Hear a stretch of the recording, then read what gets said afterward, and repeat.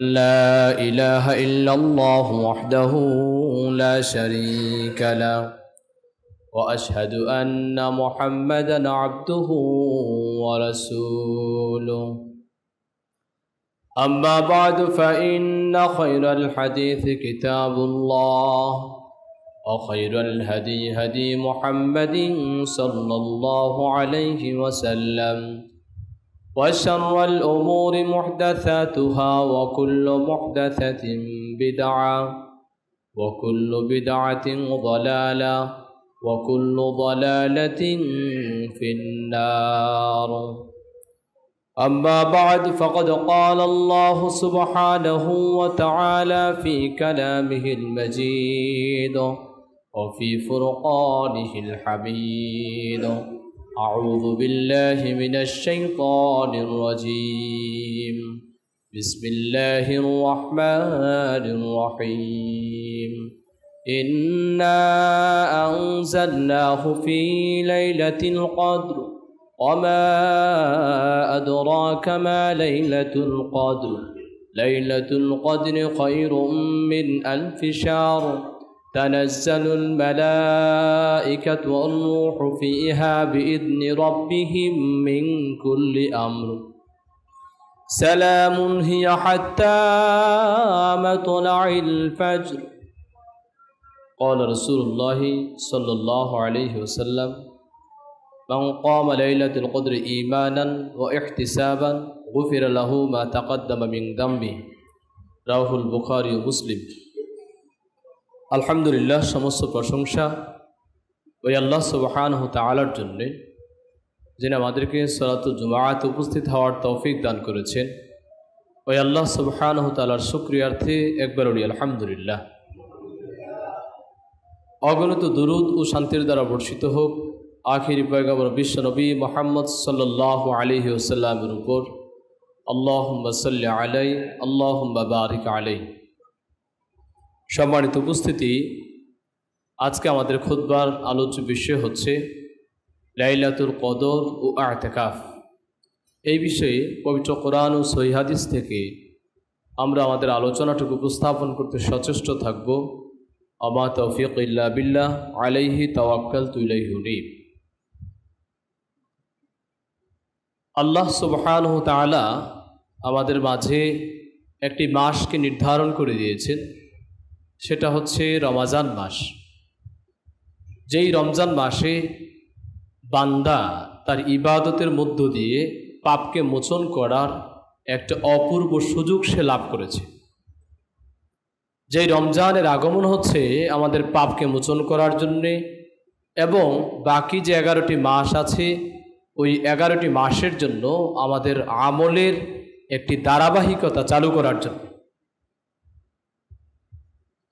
রমজানের অনেক বরকতপূর্ণ কাজ আছে, যেই কারণে রমজান মাস বরকতময় মাস, সম্মানিত মাস।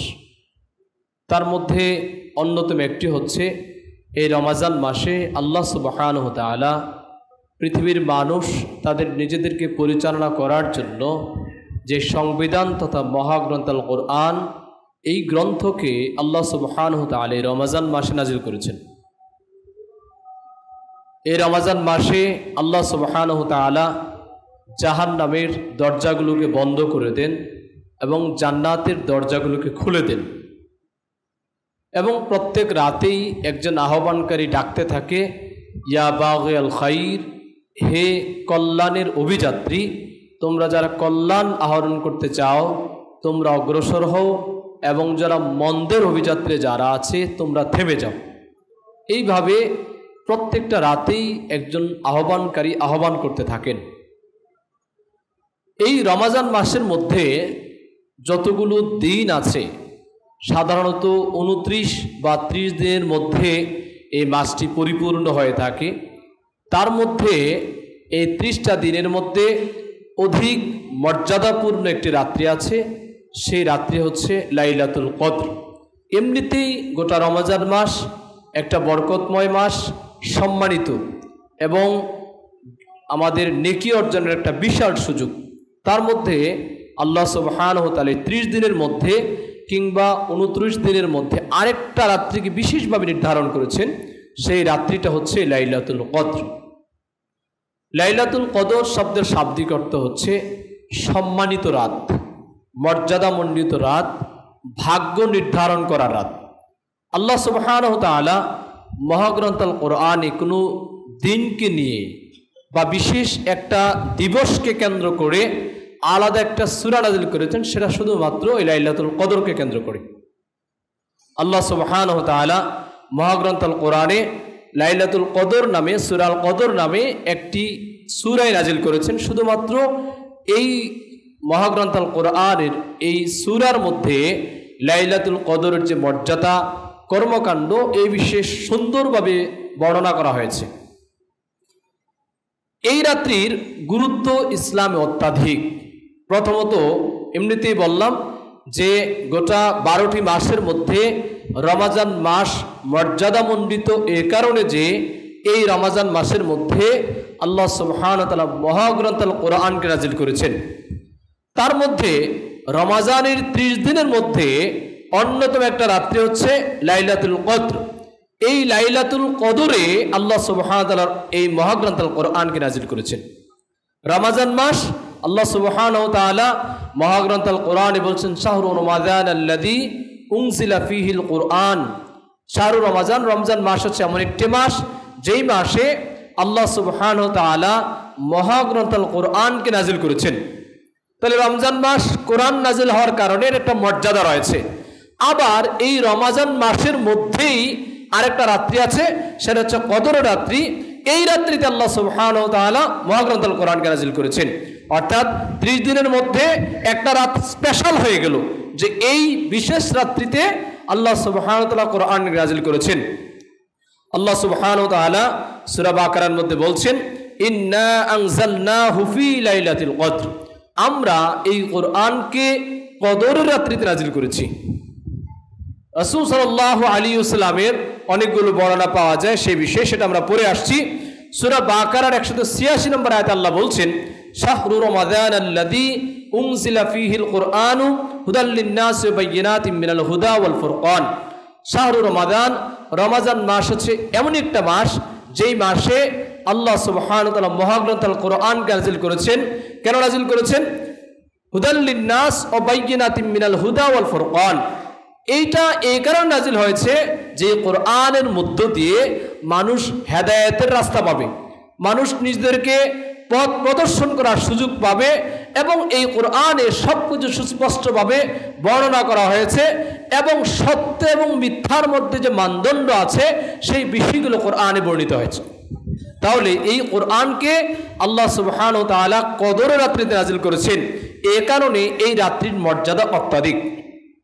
সূরা দুখানের 2 নম্বর আয়াতে আল্লাহ বলছেন ইন্না আনজালনাহু ফী লাইলাতিন মুবারাকাহ। আমরা এই কোরআনকে একটি বরকতময় রাত্রিতে নাযিল করেছি। তাহলে বোঝা যাচ্ছে যে কোরআন এমন একটা রাত্রিতে নাযিল হয়েছে যেই রাত্রিটা হচ্ছে বরকতপূর্ণ, যে রাত্রিটা হচ্ছে বরকতপূর্ণ। এমন একটা রাত্রিতে আল্লাহ সুবহানাহু ওয়া তাআলা কোরআন নাযিল করেছেন। আর সেই বরকতময় রাত্রিটা রমাজান মাসে, আর ওই রমাজান মাসের মধ্যে একটা রাত্রি আছে, সেই রাত্রিটা হচ্ছে কদরের রাত্রি। এই বরকতময় কদরের রাত্রিতে আল্লাহ সুবহানাহু ওয়া তাআলা মানুষদের জন্য, মানুষ যেন পৃথিবীতে সুন্দরভাবে চলতে পারে, মানুষ যেন পৃথিবীর মধ্যে সত্য এবং মিথ্যার মধ্যে পার্থক্য করতে পারে, মানুষ যেন এমন বিধান অনুসরণ করে যেটাকে অনুসরণ করার মধ্য দিয়ে সে হেদায়েত লাভ করতে পারবে, এই গ্রন্থটা মহাগ্রন্থ আল কোরআন এই লাইলাতুল কদরে নাযিল হয়েছে। সুবহানাল্লাহ। আল্লাহ সুবহানাহু ওয়া তাআলা মহাগ্রন্থ আল কোরআনে বলছেন এই রাত্রিটা হচ্ছে পৃথিবীতে যত রাত্র আছে সাধারণত 365 রাত্র হয়ে থাকে। এই রাত্রিগুলোর মধ্যে এই রাত্রিটা এতটা উত্তম, এতটা মর্যাদাপূর্ণ, হাজার মাসের চাইতেও এই রাত্রির মর্যাদা হচ্ছে শ্রেষ্ঠ। হাজার রাত্রির মর্যাদা একদিকে, হাজার রাত্রির ইবাদত একদিকে, হাজার রাত্রির মান একদিকে, আর এই রাত্রির সম্মান, এই রাত্রির মাহাত্ম্য, এই রাত্রির মর্যাদা, এই রাত্রির গুরুত্ব হাজার মাসের চাইতে উত্তম। আল্লাহ সুবহানাহু ওয়া তাআলা বলছেন লাইলাতুল কদরি খায়রুম মিন আলফি শাহর। হাজার মাসের চাইতেও এই রাত্রির মর্যাদা হচ্ছে শ্রেষ্ঠ। এই রাত্রের ইবাদতের মাধ্যমে আল্লাহ সুবহানাহু ওয়া তাআলা মানুষের সকল পাপকে মোচন করেন। এমনিতে রাসূলুল্লাহ সাল্লাল্লাহু আলাইহি ওয়াসাল্লাম বলছেন, মান সামা রমাদানা ঈমানান ওয়া ইহতিসাবান গুফিরা লাহু মা তাকাদ্দামা মিন যামবি। কোনো ব্যক্তি যদি রমাজান মাসের সিয়ামগুলোকে পালন করে ঈমানের সাথে এবং সওয়াবের আশায়, তাহলে তার অতীতের পাপগুলো আল্লাহ মোচন করে দিবেন। এটা পুরো রমজান মাসের কথা বলা হয়েছে। তারপরে অন্য হাদিসে আসছে যে মান কামা রমাদানা ঈমানান ও ইহতিসাবান, যে ব্যক্তি রমজান মাসে দণ্ডায়মান হলো, মানে কিয়ামুল লাইল আদায় করলো, ঈমানান ও ইহতিসাবান গুফিরা লাহু মা তাকাদ্দামা মিন যামবি, আল্লাহ সুবহানাহু ওয়া তাআলা অতীতের পাপগুলোকে মোচন করে দিবেন। এরপরে আরো স্পেশাল করা হয়েছে, মানে এমনিতে পুরো রমজান মাস কেউ যদি ঈমানের সাথে সওয়াবের আশায় পালন করে তার গুনাহ মাফ। আবার একটু স্পেশাল করা হয়েছে, রমজানের সিয়ামের ছাড়াও কেউ যদি কিয়ামুল লাইল আদায় করে তার জন্য আবার একটা স্পেশাল ঘোষণা আসছে। এবার রাসূল সাল্লাল্লাহু আলাইহি ওয়াসাল্লাম এই 30 দিনের মধ্যে আরেকটা স্পেশাল ঘোষণা দিচ্ছেন, মান কামা লাইলাতুল কদরি ঈমানান ওয়া ইহতিসাবান গুফিরা লাহু মা তাকাদ্দামা মিন যামবি। কেউ যদি এই লাইলাতুল কদর পেয়ে যায়, কেউ যদি লাইলাতুল কদর ইবাদত করে আল্লাহর সান্নিধ্যে সময় কাটায়, আল্লাহ যদি সেটা কবুল করেন, শুধু এই কদর রাত্রি উসিলায় রাসূল সাল্লাল্লাহু আলাইহি ওয়াসাল্লাম বলছেন তার অতীতের যত পাপ আছে আল্লাহ সব পাপকে মোচন করে দিবেন। সুবহানাল্লাহ।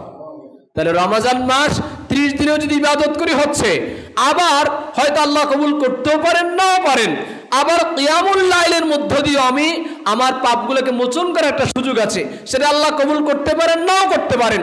তার মধ্যে আরো একটা সুযোগ আল্লাহ দিয়েছেন আমাদেরকে, যে শুধু লাইলাতুল কদরও যদি আল্লাহ কবুল করেন, যেই লাইলাতুল কদর সে পেয়ে গেল, যদি সে পেয়ে যায়, তাহলে এই রাত্রে ইবাদতের কারণেও রাসূল সাল্লাল্লাহু আলাইহি ওয়াসাল্লামের মুখ থেকে আমরা যা পাচ্ছি যে আমাদের অতীতের পাপগুলোকে আল্লাহ মোচন করে দিবেন।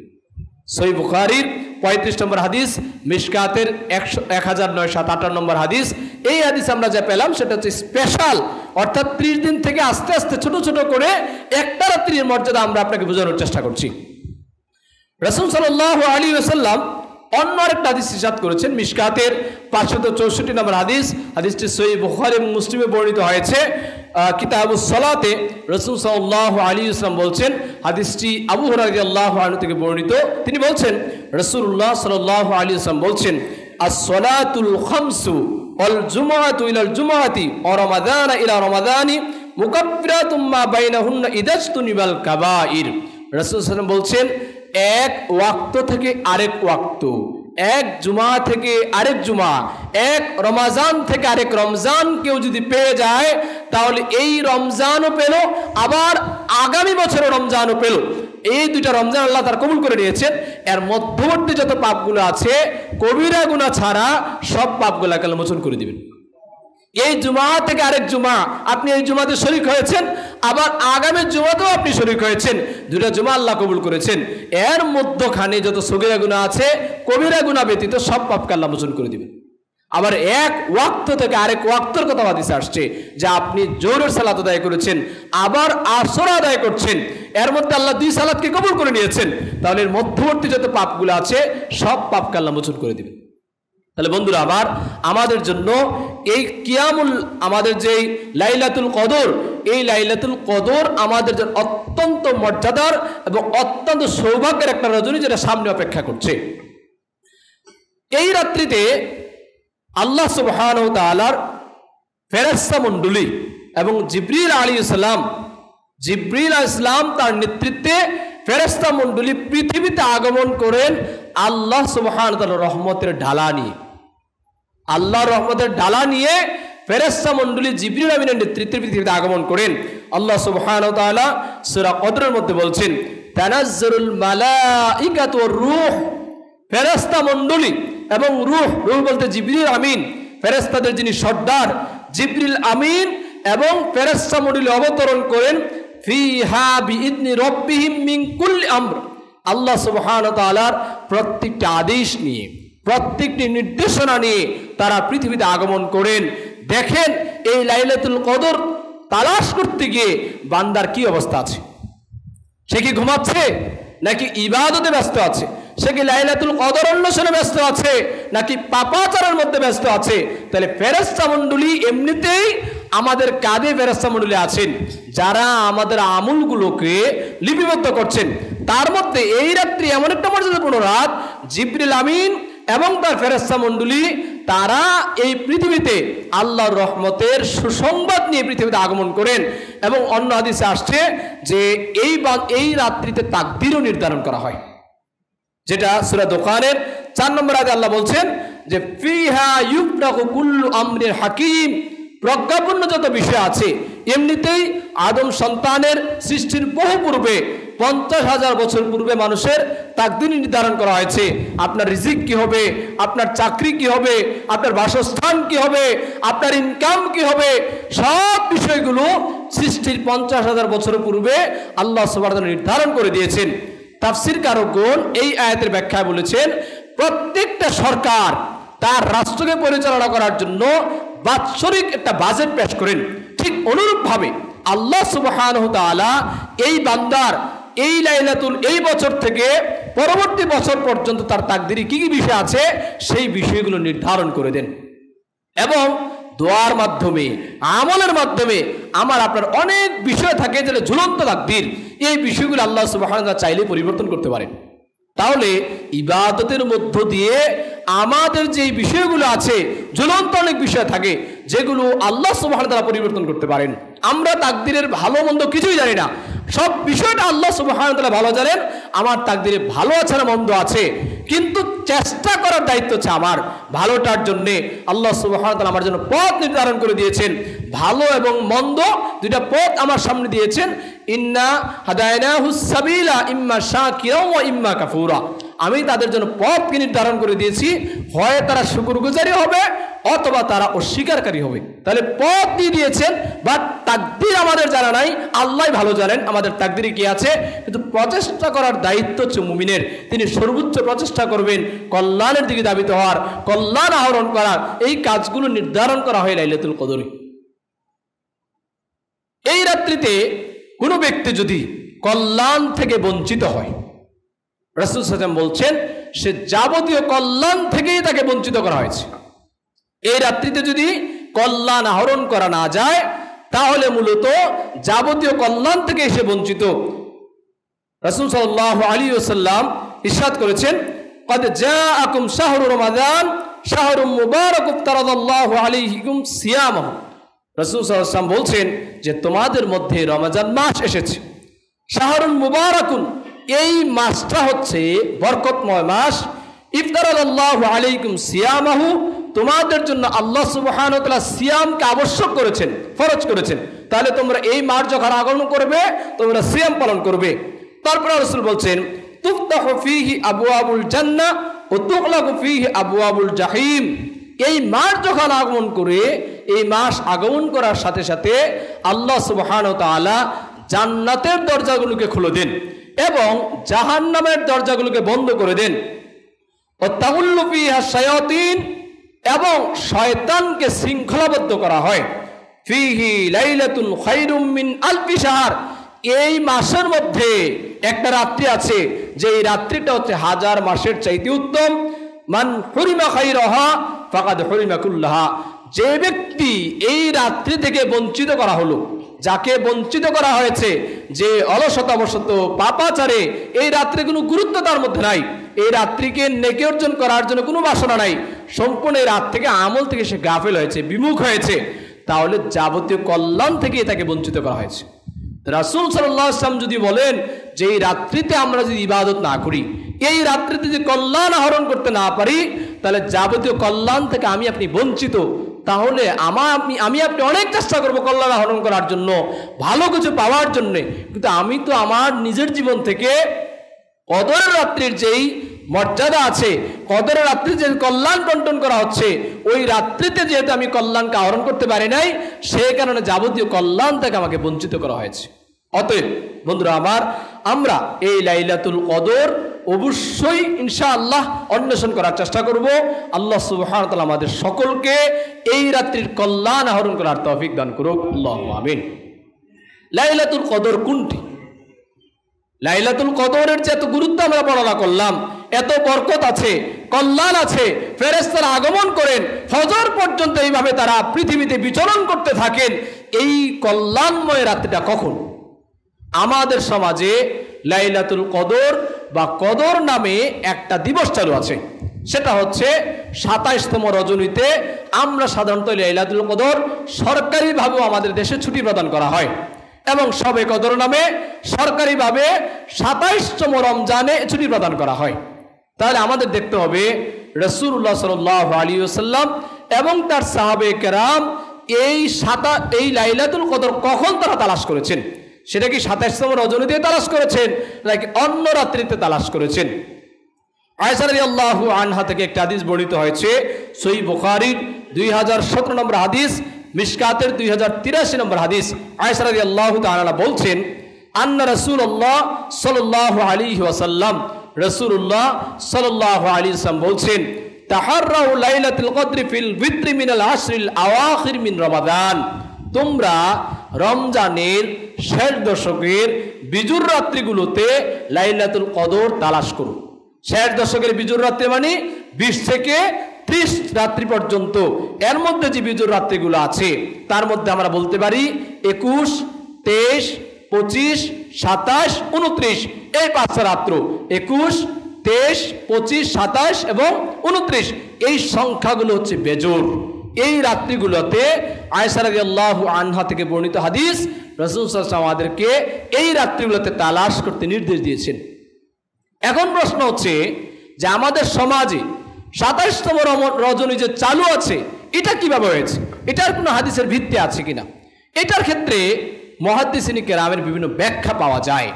তবে রাসূল সাল্লাল্লাহু আলাইহি ওয়াসাল্লাম এই লাইলাতুল কদর যেটা এত মর্যাদাপূর্ণ রাত, এই রাত্রি থেকে বঞ্চিত হলেই যাবতীয় কল্যাণ থেকে বঞ্চিত, এই রাত্রিতে তাকদীর নির্ধারণ করা হয়, এই বিষয়টুকু বলার জন্য একদিন তিনি সাহাবে কেরামের নিকট আসছিলেন। হাদিসটি বর্ণিত হচ্ছে সহিহ বুখারীর 2023 নম্বর হাদিস। হাদিস বর্ণনা করেছেন উবাদা ইবনে সামিত রাদিয়াল্লাহু আনহু। তিনি বলছেন যে রাসূলুল্লাহ সাল্লাল্লাহু আলাইহি ওয়াসাল্লাম আমাদেরকে এই কদরের রাত্রির দিনক্ষণ সম্পর্কে জানানোর জন্য তিনি আসছিলেন। রাসূল সাল্লাল্লাহু আলাইহি ওয়াসাল্লাম বলছেন যে আমি যখন তোমাদের মাঝে আসছি এই লাইলাতুল কদরের দিনক্ষণ জানানোর জন্য, প্রতিমধ্যে দুজন ব্যক্তির ঝগড়ার কারণে, তাদের সাথে কথা বলার কারণে আমাকে এই সঠিক দিনটুকু ভুলিয়ে দেওয়া হয়েছে। অর্থাৎ আমি যেহেতু এটা একটা রাত্রি অবশ্যই লাইলাতুল কদর, এই স্পেসিফিক রাত্রটাই রাসূল সাল্লাল্লাহু আলাইহি ওয়াসাল্লাম সাহাবাদেরকে বলতে যাচ্ছিলেন, কিন্তু প্রতিমধ্যেই দুইজন ব্যক্তির সাথে কথা বলতে গিয়ে আল্লাহ রাসূল সাল্লাল্লাহু আলাইহি ওয়াসাল্লাম বলছেন এটা আমাকে ভুলিয়ে দেওয়া হয়েছে।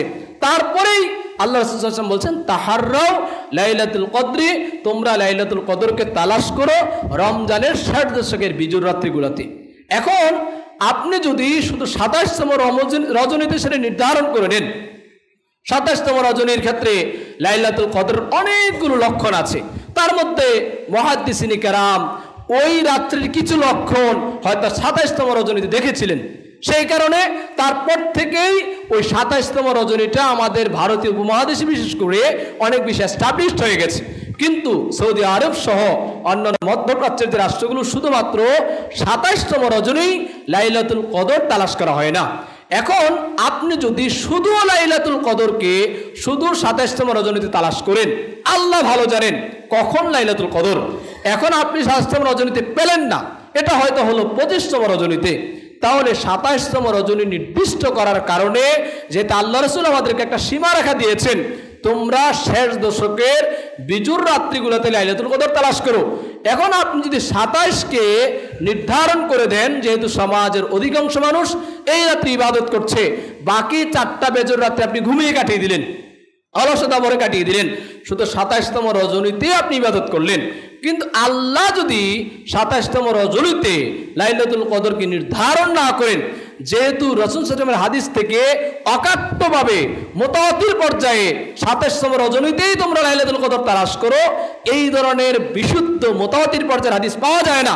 অতএব আপনি আমি যদি শুধু এই রাত্রটাকে নির্ধারণ করি আর আল্লাহ যদি লাইলাতুল কদরকে অন্য বেজর রাত্রি নির্ধারণ করে দেন, তাহলে মূলত আমি যাবতীয় কল্যাণ থেকে বঞ্চিত হয়ে যাচ্ছি। আপনি যদি বেজর যে 5টা রাত্রি আছে ওই রাত্রিগুলোতে ইবাদত করি, তাহলে 27তম রজনীতেও যদি সেটা হয়ে থাকে, অবশ্যই 5 রাত্রি ইবাদত করার কারণে সেটা অন্তর্ভুক্ত হয়ে যাবে। আল্লাহু আ'লাম বিল মুরাদি বিহি, আল্লাহই এটা সবচেয়ে ভালো জানেন যে রাসূল থেকে অকাট্যভাবে শুধু 27তম রজনীতে ইবাদত করতে হবে লাইলাতুল কদর তালাশ করার জন্য, এই রকম বর্ণনা পাওয়া যায় না। আল্লাহ রাসূল থেকে অকাট্যভাবে 60 দশকের বিজুর রাত্রিগুলোতে লাইলাতুল কদর তালাশ করতে বলা হয়েছে, যেহেতু রাত্রিটা মর্যাদাপূর্ণ, বরকতময়, তাকদীর নির্ধারণ হয়। এই রাত্রি কল্যাণ থেকে বঞ্চিত হওয়া মানে হচ্ছে যাবতীয় কল্যাণ থেকে বঞ্চিত হওয়া। অতএব আমরা এই 5টি বিজুর রাত্রি তালাশ করব। আল্লাহ আমাদের সকলকে বিজুর রাত্রির মধ্য দিয়ে কল্যাণ আহরণ করার তৌফিক দান করুক, আল্লাহুম্মা আমিন। সম্মানিত মুসল্লিয়ানি কেরাম, লাইলাতুল কদর আমরা কি করব, কি ধরনের ইবাদত করব? আমাদের সমাজে লাইলাতুল কদর 27তম রজনী যেটা চালু আছে, এই রাত্রিতে আমরা ইবাদত করে কিভাবে করা হচ্ছে? এই রাত্রিতে সমাজের সব মানুষকে আমরা মসজিদে দেখতে পাই। অধিকাংশ মানুষ আসে মসজিদে, জিলাপি বিতরণ হয়, ইমাম সাহেব লম্বা করে অনেক আলাপ আলোচনা করেন, বিভিন্ন কোরআন এবং হাদিসের আলোচনা করেন। কোরআন হাদিস থেকে আলোচনা করাটা নিঃসন্দেহে খারাপ কিছু নয়, কোরআন হাদিস থেকে আলোচনা করাটা অবশ্যই ভালো। তবে রাসূলুল্লাহ সাল্লাল্লাহু আলাইহি ওয়াসাল্লাম এই রাত্রিটা কিভাবে তিনি উদযাপন করেছেন? তিনি কি এই বেজর রাত্রিতে সাহাবায়ে কেরাম সবাইকে বসিয়ে লম্বা কোনো দাস দিয়েছেন, নাকি অন্য কোনো ইবাদত কিভাবে করেছেন? নিঃসন্দেহে ইসলামে বিষয়গুলো আছে, আমরা সেই বিষয়ে একটু আলোকপাত করছি। মিশকাতের 2090 নম্বর হাদিস বর্ণনা করেছেন আয়েশা রাদিয়াল্লাহু তাআলা আনহা, তিনি বলছেন, কানা রাসূলুল্লাহ সাল্লাল্লাহু আলাইহি ওয়াসাল্লাম ইযা দাখালাল আসরি, যখন শেষ রাত্রি আগমন করত, যখন আগমন করত, আহইয়াইল লাইলি ওয়া আয়কাজ আহলাহু ওয়া জিদ্দা ওয়া শাদ্দাল মনজুর। রাসূল সাল্লাল্লাহু আলাইহি ওয়াসাল্লাম আয়েশা রাদিয়াল্লাহু তাআলা বলছেন যে রাসূল সাল্লাল্লাহু আলাইহি ওয়াসাল্লাম যখন এই শেষ দশক আগমন করত, তখন তিনি কি করতেন? রাত্রি জাগরণ করতেন এবং তিনি তার পরিবারকে জাগাতেন, শক্ত করে কাপড় বেঁধে নিতেন। উদ্দেশ্য হচ্ছে যে এই রাত্রি ইবাদতের গুরুত্ব দেওয়া হয়েছে। এই রাত্রে রাসূল সাল্লাল্লাহু আলাইহি ওয়াসাল্লাম সারা রাত জেগে থাকতেন, তার পরিবারকে জাগাতেন। অতএব এখান থেকে আমরা যা পাই সেটা হচ্ছে আমরা এই বেজর রাত্রিতে রাত্রে জাগরণ করুন, এটা একটা আমল পাচ্ছি আমরা। এই রাত্রে ইবাদতে পরিবার পরিজনকে জাগাবো, পরিবার পরিজনের কাছে এই রাত্রির মর্যাদা তুলে ধরবো। এই রাত্রি তাদেরকে জাগিয়ে কোরআন তেলাওয়াত সহ ইবাদত যা আছে, আপনি সালাত আদায় করতে পারেন, কোরআন তেলাওয়াত করতে পারেন, দিনী তালিম দিতে পারেন, তবে সেটা যেন রেওয়াজে পরিণত না হয়ে যায়, যে শুধু 27তম রজনীকে কেন্দ্র করে বা লাইলাতুল কদরকে কেন্দ্র করে আপনি শুধু দাস দিচ্ছেন, এটা যেন রেওয়াজে চালু না হয়। স্বাভাবিকভাবে আপনি দিনের আলাপ আলোচনা করতে পারেন, দিনকে নিয়ে আপনি ব্যস্ত থাকবেন। তার মধ্যে অবশ্যই উত্তম হচ্ছে যে আপনি কিয়ামুল লাইল লম্বা সময় ধরে আদায় করবেন, রুকু সিজদা বেশি করে করবেন, কোরআন তেলাওয়াত করবেন, তাসবিহ তাহলিল পড়বেন। এই বিষয়গুলো থেকে আমরা এমনটাই পাই। দ্বিতীয় নম্বর আমল আমরা যা পাই সেটাও মিশকাতের 2089 নম্বর হাদিস। রাসূল সাল্লাল্লাহু আলাইহি ওয়াসাল্লাম কি করছেন এই রাত্রিতে? কানা রাসূলুল্লাহ সাল্লাল্লাহু আলাইহি ওয়াসাল্লাম ইয়াজতাহিদু ফিল আসরিল আওয়াখির মা লা ইয়াজতাহিদু ফি গায়রিহি। রাসূল সাল্লাল্লাহু আলাইহি ওয়াসাল্লাম এই রাত্রিতে এতটা প্রচেষ্টা করতেন, এত ইবাদত করতেন, এত কষ্ট করতেন, মা লা ইয়াজতাহিদু ফি গায়রিহি, যেটা তিনি অন্য রাত্রিতে করতেন না। তাহলে এই রাত্রির অন্য রাত্রির সালাতের দীর্ঘতা আর এই রাত্রির সালাতের দীর্ঘতার মধ্যে পার্থক্য হবে। অন্য রাত্রির কিরাতের পরিমাণ এই রাত্রির কিরাতের পরিমাণের মধ্যে পার্থক্য হবে। অন্য রাত্রির তাসবিহ তাহলিল এই রাত্রির তাসবিহ তাহলিলের মধ্যে পার্থক্য হবে। অন্য রাত্রির ইস্তেগফার আর এই রাত্রির ইস্তেগফারে পার্থক্য হবে। অর্থাৎ আমি নিজেকে পাপ মোচন করার জন্য, তাকদীর কল্যাণ আহরণ করার জন্য আল্লাহ রাসূল এই রাত্রিতে এত প্রচেষ্টা চালাতেন যেটা অন্য কোনো রাত্রিতে করতেন না। রাসূল সাল্লাল্লাহু আলাইহি ওয়াসাল্লামের অন্য হাদিস থেকে আমরা পাই, তিরমিজির 3513 নম্বর হাদিস, রাসূল সাল্লাল্লাহু আলাইহি ওয়াসাল্লাম আমাদেরকে লাইলাতুল কদরের জন্য স্পেশাল একটা দোয়া শিক্ষা দিয়েছেন। রাসূল সাল্লাল্লাহু আলাইহি ওয়াসাল্লাম বলছেন এই রাত্রিতে এই দোয়াটুকু যেন পাঠ করা হয়, আল্লাহুম্মা ইন্নাকা আফুবুন তুহিব্বুল আফওয়া ফাফু আন্নি। হে আল্লাহ, তুমি আমার পাপকে মোচন করো, তুমি পাপকে মোচন করতে ভালোবাসো, আমি পাপী একজন বান্দা, তোমার কাছে ক্ষমা চাচ্ছি। এইভাবে ক্রন্দন করতে করতে আল্লাহ রাসূল আমাদেরকে দোয়া শিক্ষা দিয়েছে। অতএব এই রাত্রিতে আমি কি করতে পারি? প্রচুর পরিমাণে এই দোয়াটুকু পাঠ করতে পারি, আল্লাহুম্মা ইন্নাকা আফুবুন তুহিব্বুল আফওয়া ফাআফু আন্নি। এই দোয়াটুকু আমরা বেশি বেশি পরিমাণে এই লাইলাতুল কদরে পাঠ করতে পারি। সূরা আরাফের 205 নম্বর আয়াতে আল্লাহ সুবহানাহু ওয়া তাআলা বলছেন, ওয়াজকুর রাব্বাকা ফি নাফসিকা তাদাররুআন ওয়া খীফাতান ওয়া দুনাল জাহরা মিনাল কাউল। আল্লাহ সুবহানাহু ওয়া তাআলা এই রাত্রিতে আমরা যেন বেশি বেশি আল্লাহকে স্মরণ করি, আল্লাহকে যেন স্মরণ করার জন্য যা করা হয় তাসবিহ, তাহলিল, ইবাদত, যে বিষয়গুলো বললাম, এই রাত্রিতে যেন আমরা প্রচুর পরিমাণে সংখ্যার দিক থেকে বাড়িয়ে দিই। তাসবিহ হোক, তাহলিল হোক, সালাতের যে দীর্ঘসূত্রতা হোক, আয়াত সংখ্যা হোক, রুকুর ক্ষেত্রে দীর্ঘসূত্রতা হোক, সিজদার ক্ষেত্রে দীর্ঘসূত্রতা হোক, বেশি পরিমাণে যেন অধিক সময় যেন আমরা এই ইবাদতের ক্ষেত্রে অতিবাহিত করি। আল্লাহ সুবহানাহু ওয়া তাআলা আমাদের সকলকে লাইলাতুল কদর লাভ করার তৌফিক দান করুক, আল্লাহুম্মা আমিন। বন্ধুরা আমার, এই লাইলাতুল কদরটাকে পাওয়ার জন্যই রাসূল সাল্লাল্লাহু আলাইহি ওয়াসাল্লাম আরেকটা ইবাদত আমাদের মাঝে উপস্থাপন করে গেছেন, সেটা হচ্ছে ইতিকাফ করা। ইতিকাফের মূল উদ্দেশ্যই হচ্ছে লাইলাতুল কদরকে তালাশ করা। আমরা আসলে অনেক ব্যস্ত থাকি নানান কাজে, যদি আমাদের সুযোগ হয় আমরা সর্বোচ্চ চেষ্টা করব ইতিকাফ করার জন্যে। ইতিকাফ শব্দের শাব্দিক অর্থ হচ্ছে অবস্থান করা। মূলত ইমাম বুখারী রাহিমাহুল্লাহ বলছেন, ইবাদতের ইচ্ছায় যদি মসজিদে অবস্থান করাকেও ইতিকাফ বলা হয় শাব্দিক অর্থে।